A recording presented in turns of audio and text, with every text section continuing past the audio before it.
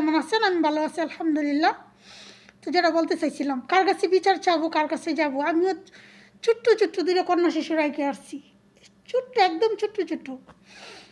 তো আজকে যদি আমার কন্যা সন্তানদের সাথে এরকম হয়, তাহলে আমরা প্রবাসীরা কোথায় যাব? এখান থেকে কি করতে পারবো? বিচার চাইতে পারবো? কখনোই না। ঠিক আছে, কি অপরাধ ছিল আসিয়ার?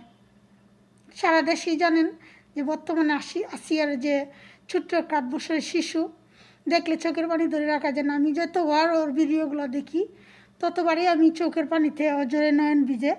তো করার কিছু না গিয়া, কারণ আমি তো একজন প্রবাসী, এখান থেকে আর কিছুই করতে পারবো না, একটু প্রতিবাদ ছাড়া। ঠিক আছে, তো যেটা বলতে চাইছিলাম, আমি আরেকটা নিউজে দেখলাম যে 15 বছরের একটা কন্যা সন্তান তার বাপের কাছে নির্যাতিত হয়েছে। চট্টগ্রামের বিষয়টা এটা। তো 15 বছরের একটা কন্যা শিশু তার বাপের কাছে নির্যাতিত হয়েছে। আর পৃথিবীতে কি থাকবে জানি না, হয়তো বা এগুলো কেয়ামতের আলামতও হইতে পারে।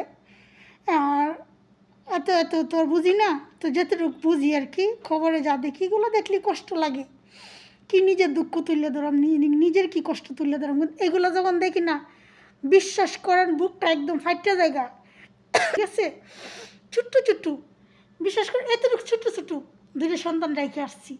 ঠিক আছে, তো যখন মনে হয় বুকটা ফাইটে যায়, এগুলো দেখলে ভয় লাগে, কষ্ট লাগে।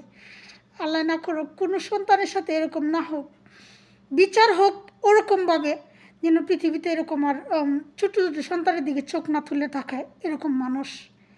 এত যৌনলালসা কেন বুঝি না, জানি না।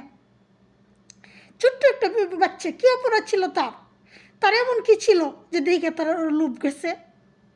কী অপরাধটা বাচ্চাটা ছিল?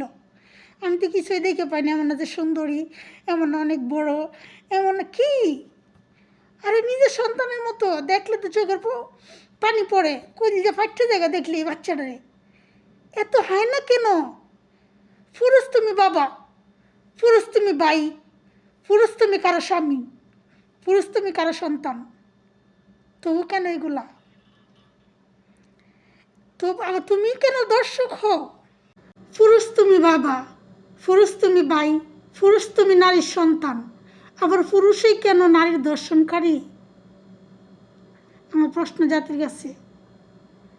কী অপরাধ ছিল? আজকে বুঝতে পারতাম, আজকে শুনতাম যে মেয়েটা উন্না ছাড়া ঘুরতেছিল, তাই লোভ লালসা লাগছে। ও তো ছোট্ট একটা বাচ্চা, কী বুঝে?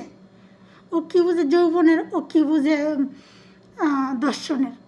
কেন কেন জাতির কাছে আমার প্রশ্ন। আমি একজন প্রবাসী নারী, আমিও ছোটো ছোটো বাচ্চাগুলো রেখে আসছি। কি নিরাপত্তা আছে আমাদের সন্তানগুলোর? কার কাছে চাইবো এর বিচার? আশা করি এই দর্শনকারীর বাংলাদেশের ষষ্ঠ সেরা বিচার যেন হয়, জিন্দিগি তার কোনো পুরুষ যেন এরকম না করে, ছোট্ট ছোট্ট বাচ্চাটার দিকে যেন আর চোখ তুলে না থাকায়। এমনভাবে বাংলাদেশ বর্তমান সরকার এমনভাবে বিচার করুক যেন ইতিহাসের পাতায় লেখা থাকে। এছাড়া আর কিছুই বলার নাই। সবাই ভালো থাকবেন, দোয়া করবেন, ভিডিওটা বেশি বেশি শেয়ার করে দিবেন।